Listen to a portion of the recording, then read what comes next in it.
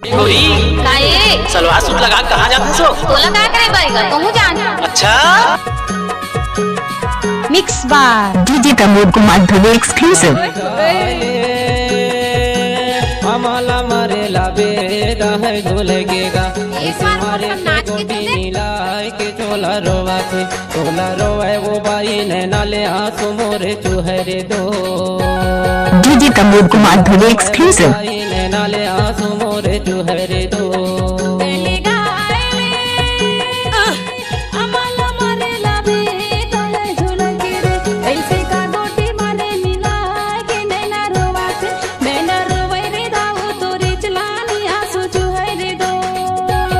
कसम से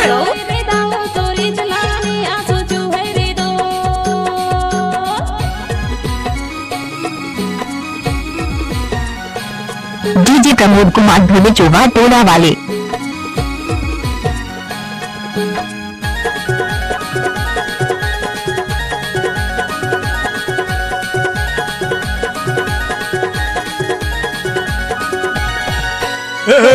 परिसरोता चाहिना तोर बोली वचन में भरोसा चाहिना।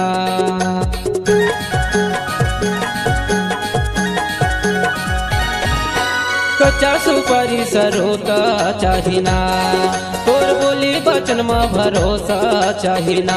तो डारे हमाला मारे लाबे है झूलेगा ऐसे मारे ते गोटी मिलाए के चोला रोवाए वो बाई ने नाले आंसू मोरे चुहरे दो।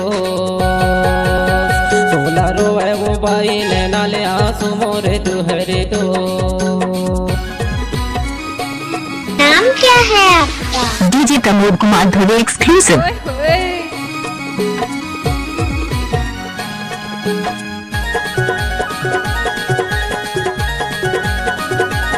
नाचा रे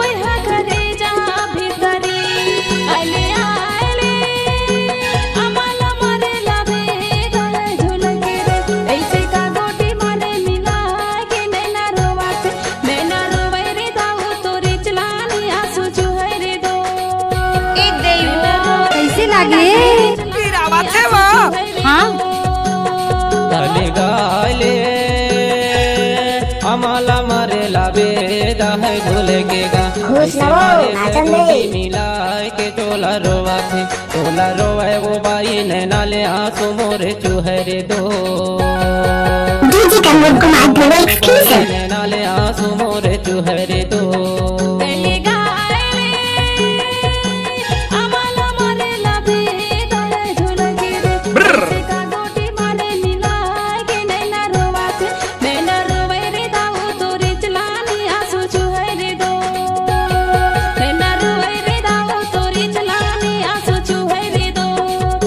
रोए वो बाई ने नाले आंसू मोरे चुहरे